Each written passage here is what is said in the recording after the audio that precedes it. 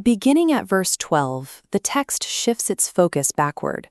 To understand the present crisis of the Israelites, we must first examine the foundational memory that defines the relationship with God, the physical deliverance of the Exodus.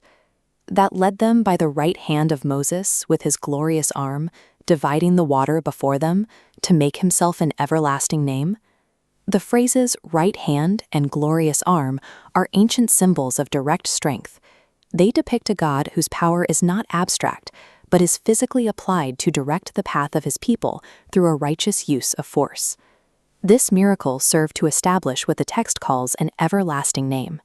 By overriding the natural order of the sea, God created a lasting reputation that would endure through subsequent generations. These physical acts were recorded as a witness to the surrounding nations. The Exodus was a public demonstration of authority that forced the Gentile world to take notice of Israel's protector. Because of these events, Israel's identity is built on the expectation that their God is defined by his history of monumental, physical intervention. The historical review continues, following the people from the moment of the crossing into the long years of travel that followed. Verse 13 continues the inquiry. That led them through the deep, as an horse in the wilderness, that they should not stumble. Here, the author uses a pastoral metaphor. A strong horse moves with steady, unhindered power across open land. The text suggests that God's guidance allowed the entire nation to move with that same stability. This applies to the 40-year wandering in the desert. Despite the terrain being objectively hostile, the divine presence ensured that the journey remained steady and the people did not fall. This reinforces the idea that divine leadership historically provided a guarantee of safety, even when the surrounding environment was actively working against the people. The wilderness journey was aimed toward a final destination, a state where the people would no longer be wandering, but settled. Verse 14 reads, As a beast goeth down into the valley, the Spirit of the Lord caused him to rest, so didst thou lead thy people, to make thyself a glorious name.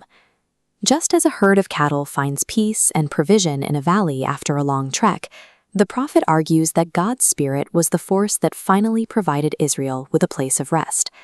Interpreters often see this pattern of divine rest repeated throughout history.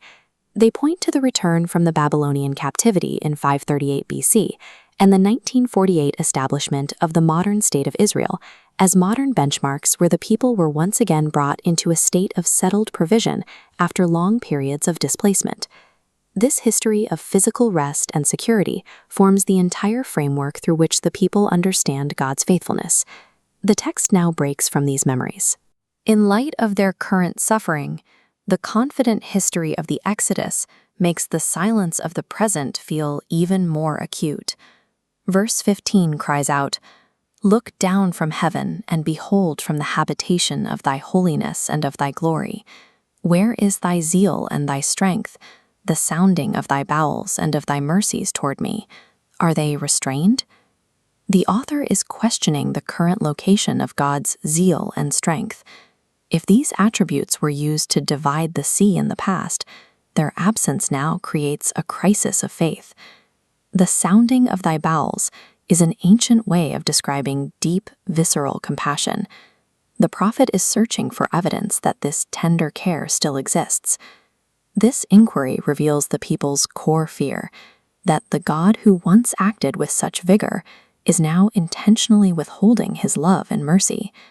The covenant people are now forced to grapple with the silence of a God who, by their own historical definition, is a God of action. To address this silence, the prophet introduces a change in how the people define their connection to the divine. Verse 16 states, Doubtless thou art our father, though Abraham be ignorant of us, and Israel acknowledge us not. Thou, O Lord, art our Father, our Redeemer. Thy name is from everlasting.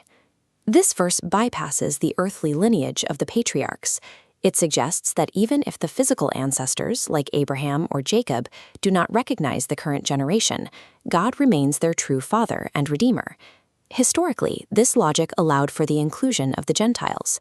If covenant identity is based on God's fatherhood rather than Abraham's DNA, the door opens to those outside the traditional lineage. We see this fatherhood claimed by new groups at several historical intervals. In 34 AD with the early church, in 312 AD as the faith expanded through the Roman Empire, and in 1830 AD during the Restoration. Each represents a moment where the everlasting name was claimed by those Abraham might not have recognized. Covenant identity is repositioned here. It is no longer a matter of genetics, but a direct relationship with an eternal Father. Despite the promise of eternal fatherhood, the prophet must still account for the current spiritual state of the people.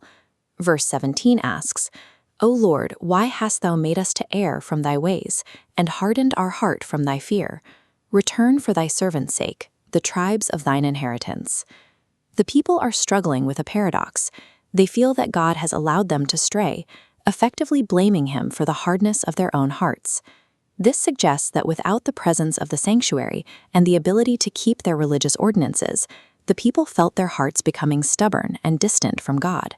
This leads to an urgent request for God to return, not because the people have earned it, but simply for the sake of the tribes he chose to inherit. The prophet concludes that because spiritual desolation has made the people incapable of fixing themselves, only an unprompted divine intervention can break the cycle of rebellion. The spiritual distance the people feel is mirrored by a tangible physical catastrophe. Verse 18 laments, "The people of thy holiness have possessed it but a little while. Our adversaries have trodden down thy sanctuary." Compared to the everlasting name of God, Israel's possession of the Promised Land was brief. Their disobedience led to the loss of the very ground they were promised. Historians note that the period of relatively stable possession lasted from the return in 538 BC until the catastrophic events of 70 AD. This era was marked by two major desecrations of the temple, the Babylonian siege in 586 BC and the eventual Roman destruction in 70 AD. The physical ruins of the sanctuary serve as the final, undeniable evidence of divine judgment and the fracture of the covenant. In the face of this total loss, the prophet makes one final appeal based on the unique nature of their relationship with God. Verse 19 concludes, "We are thine, thou never barest rule over them. They were not called by thy name." The prophet draws a sharp line. Though Israel failed, they still belong to God, unlike the occupying forces who never acknowledged his laws or his authority. This expresses the specific agony of the post-70 AD world. The sanctuary is destroyed by adversaries who have no covenant, while at the same time, the fatherhood of God is being extended to the Gentiles. The prophet's final plea rests on this sense of historical excli. He demands that God intervene because, despite their rebellion, the adversaries do not carry the eternal name of the Father. And this concludes our investigation into the history of desolation and the final covenant claim.